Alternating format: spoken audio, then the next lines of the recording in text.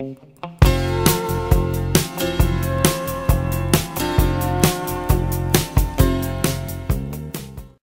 y'all, it's Gypsy Chick. This week's card is going to be the Hierophant, Roman numeral 5 in the tarot. For those of you new to this series, I am doing a tarot of art study where I am comparing several decks that I already have, and I am seeing how they kind of match up to the Rider-Waite-Smith deck, because that's kind of always been accepted as like the standard in tarot. I'm using Rachel Pollack's book 78 Degrees of Wisdom as kind of my starting point, my benchmark. So that is, kind of what I'm structuring this after. By no means is this the only way to interpret tarot. It's just a reference that I can use to kind of stay on track and keep the study focused. So what I found is that there are not a lot of very weighty Hierophants out there. I was really kind of surprised, glancing at the cards and going through my decks. It looked like they were all pretty standardized. It's a religious leader. The Hierophant is typically depicted as a religious leader. And if you just use that as your standard, yeah, I mean, it's pretty consistent. Every card I pull, it's some kind of a religious leader, usually a Christian religious leader.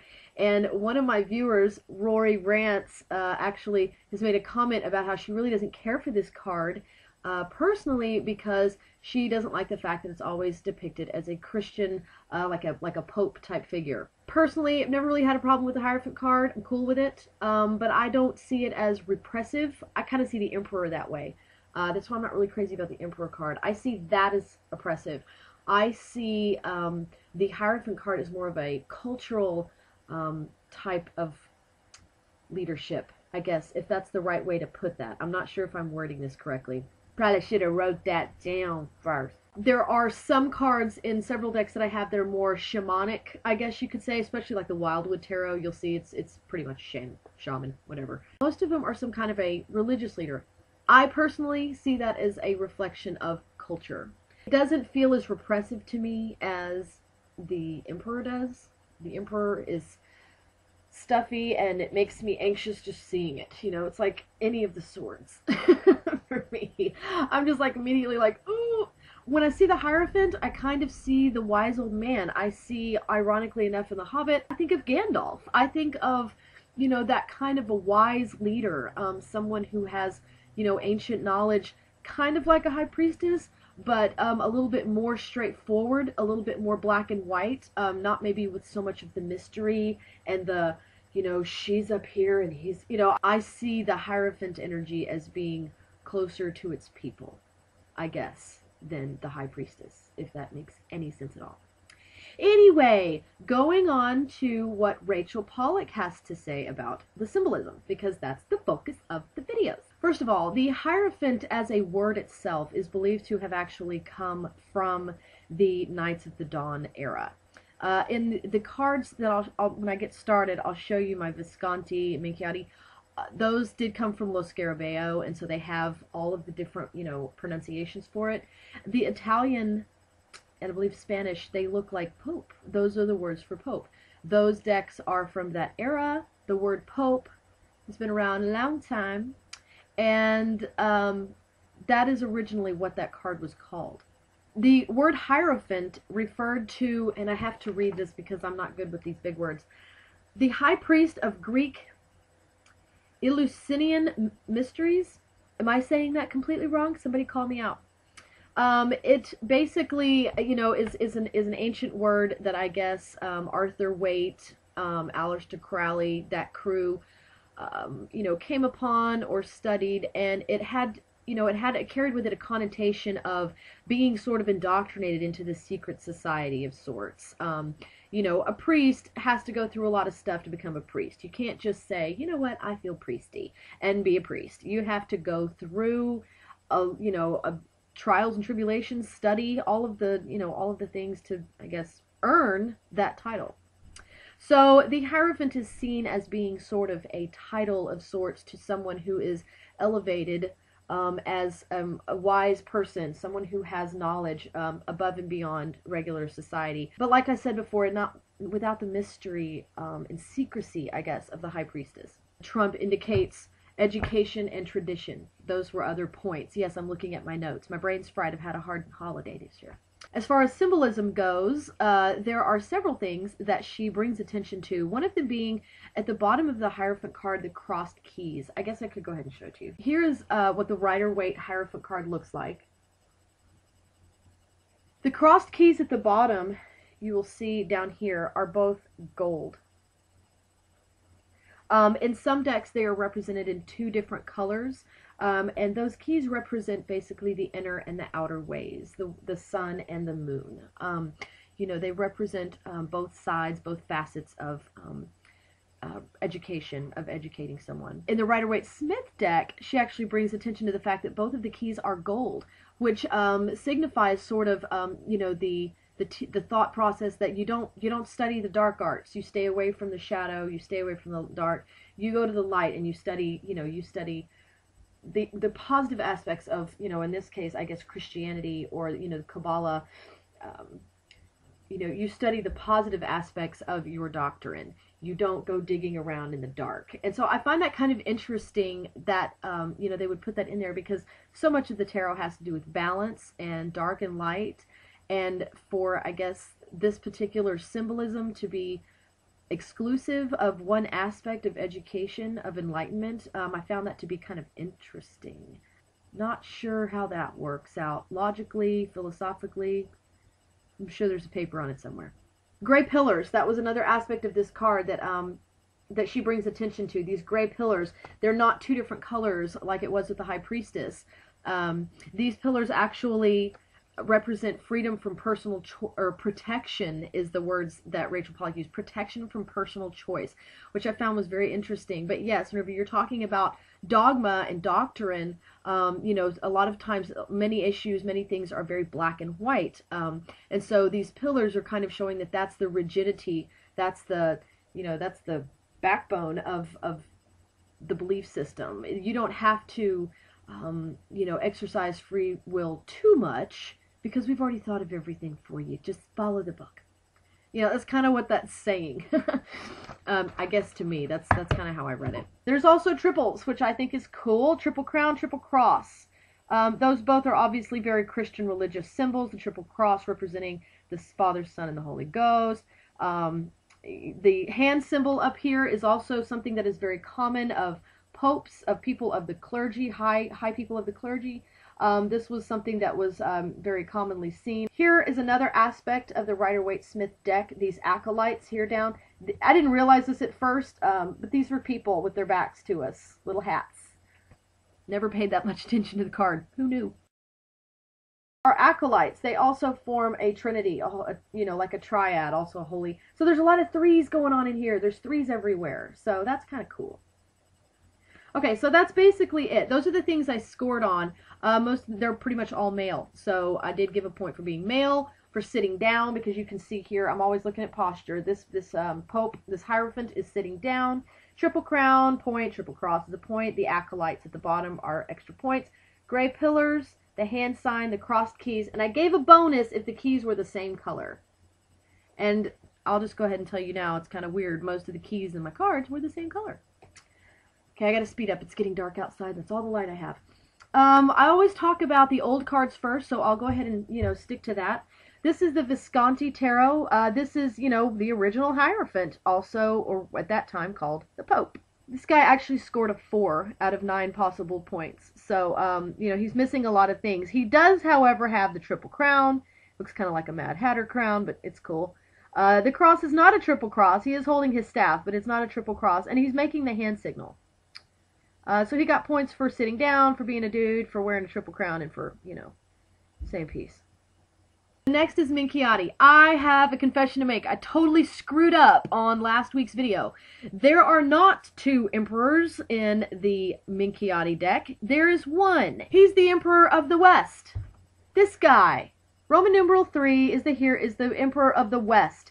This is considered to be the equivalent of the Emperor card, okay? There is the Globus, I can't remember what I called it last week, but that globe thing. It's got the eagle on top. It's showing nobility, okay? That's the Emperor. This is the Emperor of the East. However, in the guidebook that comes with this deck, in parentheses, this says Hierophant. So this is like the religious version of the Emperor, that's what that would be. Notice at the bottom, his legs are crossed. There are not any crossed keys, but his legs are blatantly crossed, and I mentioned this in the other video. He also has the six-pointed star at the top of his card, which we see a lot, especially in Jewish depiction, Jewish symbolism, I guess I could say. So this is actually the Hierophant for the Minchiati deck. So my apologies for any confusion. Roman numeral 3 is the Minchiati Emperor. Roman numeral 4 is actually the Minchiati Hierophant. My bad, and it didn't score very high, just FYI. Next is the Marseille. Now this one was pretty cool. Marseille was very close. It actually scored second place with 6.5 points out of 9. I only gave a half a point for the pillars because they're not gray. They're there, but it's not as, I don't know. I guess that probably gave way to the pillars, so I guess I should have given a whole point. We'll call it 7, whatever. Okay, they got 7 points. Triple crown, triple cross, hand signal, acolytes. And this one, too, I didn't realize when I first saw this card, these little acolytes, those are people. I missed it. And then we see someone's arm here. I don't know what's going on with that. But, this is very much like the Rider-Waite-Smith card. Very much so. This was obviously, it had to have been very influenced by this original card. I mean, come on. There's so many similarities, it's crazy. This came out a long time before the other. Fascinating. Okay, so first place, surprise! Illuminati Tarot. This got all the points. All the points. Again, totally hyped up version of the Rider-Waite-Smith. I mean, look at that. Triple crown, triple cross. The gold keys are much bigger, in the Illuminati Tarot than they are in this one. That's crazy. But everything else is almost exactly the same. It's just here we have a lamb now. We have gotten a lamb from somewhere and put that in his lap.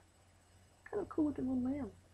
But other than that, I mean, the robes are even red. I mean, everything, that's just, again, it is a pimped out version of the Rider-Waite-Smith deck. And I'm not saying that's a bad thing. I like it. I like it a lot. However, it didn't win favorite tarot card of the week this week. I'll tell you when I get there. Okay, next we have, in, I guess technically third place, would be Steampunk Tarot. This got 5.5 out of the total, and the reason, again, was it only got half a point for the pillars. We don't really have pillars, but we do have, we have a tree and we have books. So we have the tree, what I think of is like the tree of life, and then the wisdom that comes with, that comes with it. Again, we have the keys at the bottom. We have the 2 children as the acolytes. I love this Hierophant. Excuse me, I have hiccups. This is not my favorite Hierophant card, but it's very close to the top. It reminds me of Ernest Hemingway. And I love Ernest Hemingway. I don't know what it is. It's just, for some reason, it reminds me of Ernest Hemingway. I like the fact that this looks like a grandfather kind of, telling his grandchildren's stories. I think it's a beautiful card. I just really like the artwork. So, yes, there's the Steampunk. That's probably my second favorite. I'll go with second favorite. This week, this one's a little bit farther down than it usually is. This one only had 5 points out of 9. We can't tell if it's sitting or standing. We can't tell if it's really male or female. There's no triple crown. It does have a crown, but not a triple crown. Of course, there's no hand signal because it's an owl, so there's no hands. He does have a little triple cross. I don't know if you can see that very well, but there is a triple cross there. And, of course, we have the keys, and we have the pillars. So it did score a few. Very cute, just like the High Priestess with that wisdom. You gotta have the owl. You gotta have the owl. Next is Joie de Vivre. I was really surprised at how closely this one was to the Rider-Waite-Smith Tarot. Was also pleasantly surprised to see that the keys at the very bottom of the plant here, it's hard to tell in the video, but they're actually 2 different colors. One is orange and one is yellow. But very cool. We have the hand signal here. It's obviously a male. I couldn't tell at first at a glance because it has a dress on, but it has a beard. So I'm going with male. There's not a triple crown, but it did get like partial credit for having a triple staff, a triple top staff. It has 3 circles, you know, which I'm thinking she's trying to stay away from the Christian symbology, but she still has the triple triad. She also has the acolytes here on the sides. We have 2 of her, you know, crazy little creatures here that are, you know, keeping vigil next to her, listening to what she has to say. We have 3 flowers. There's a few representations of 3 in here, even though it wasn't necessarily through, you know, the crown or using crosses. Love the joie de vivre. I just love the whimsiness of this deck. I just think it's so cool. I never get tired of looking at joie de vivre. The Hierophant for Paulina was next, so she keeps I guess she kind of keeps them similar. There's like a whole group of people down here, so we don't have the trinity of just having 2 other figures, but that's okay.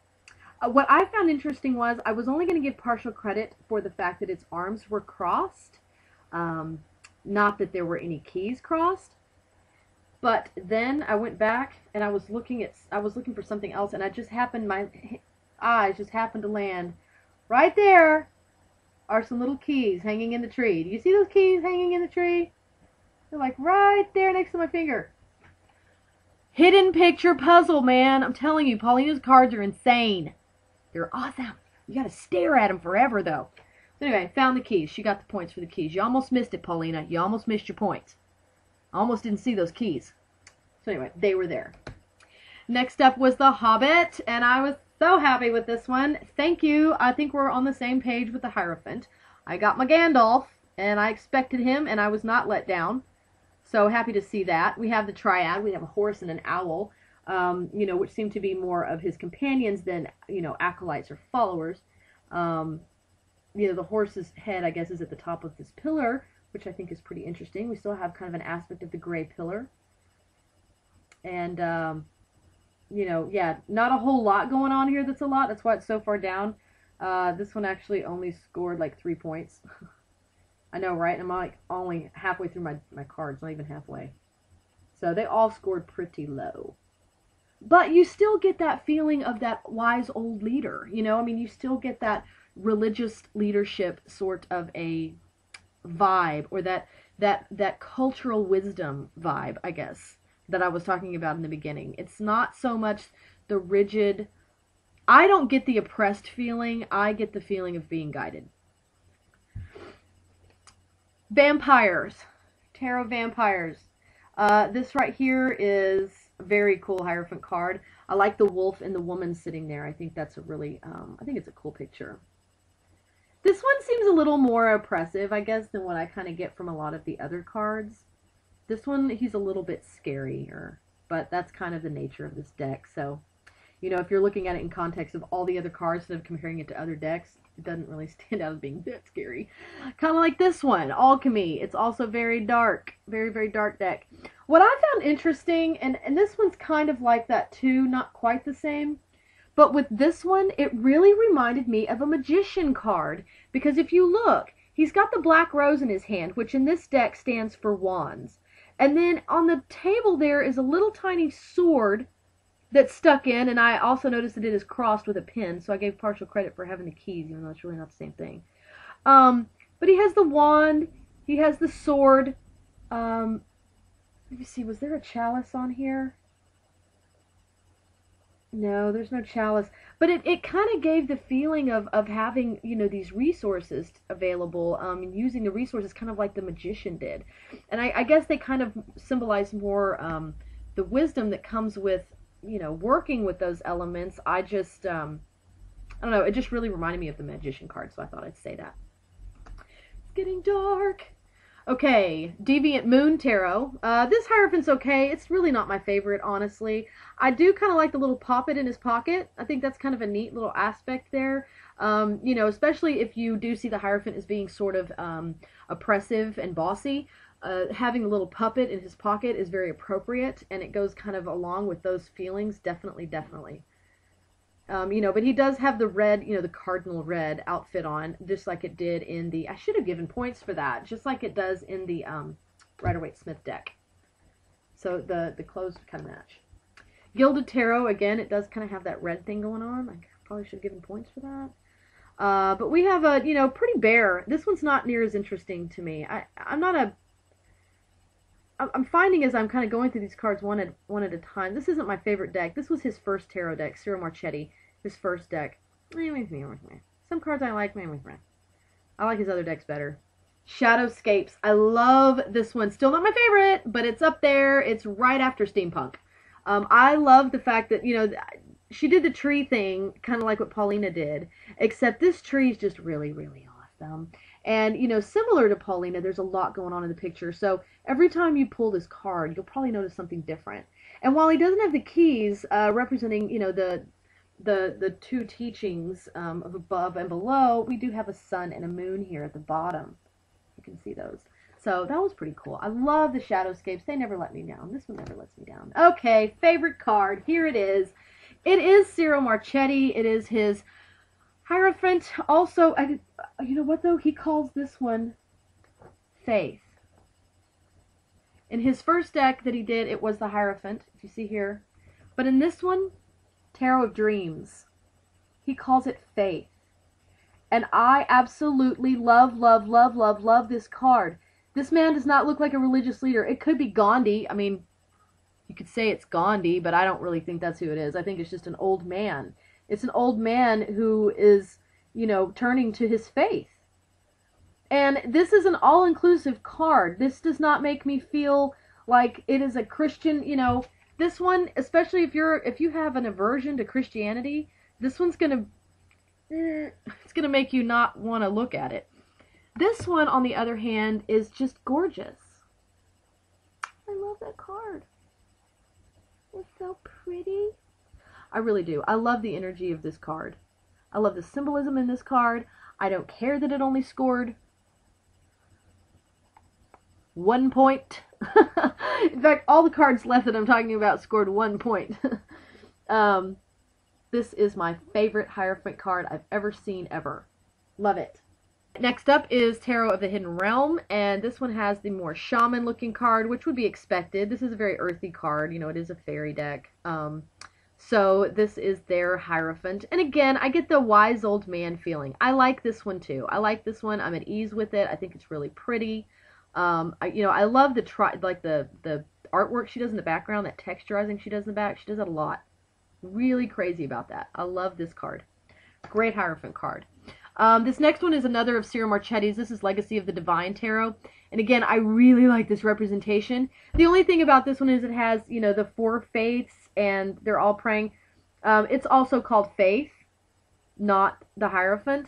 I like it. I like it. I don't like it as much as the other one, but I do like this one a lot, and I appreciate the fact that, the various religions are represented there. Steampunk Gods of the Machine. This one's pretty cool.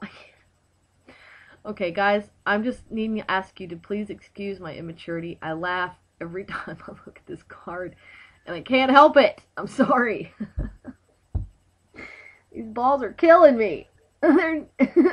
Okay, anyway, it's called Horologer. There's the name. And killing me.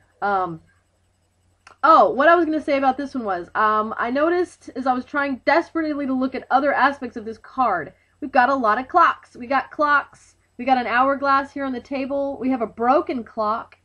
And we have in the background behind the gigantic balls, we have lots and lots of clocks. Clocks, clocks everywhere, clocks.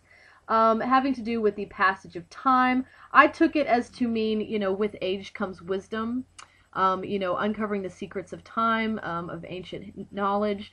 But I think it's interesting here that he is, seems to be equipped with some sort of a magic lotus that fixes clocks or destroys them.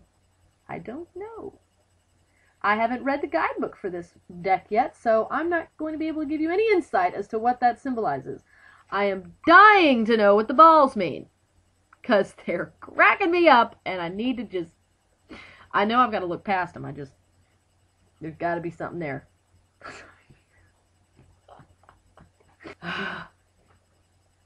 Wildwood, very shamanic. Shaman, shaman, shaman, shaman all over the place. We have got a Wildwood shaman. I mean, that's all there is to it. Bam. We have the triple symbol there on the drum. We have, you know, obviously, it's hard to tell even if it's a male or a woman because it looks like it's got a boob there.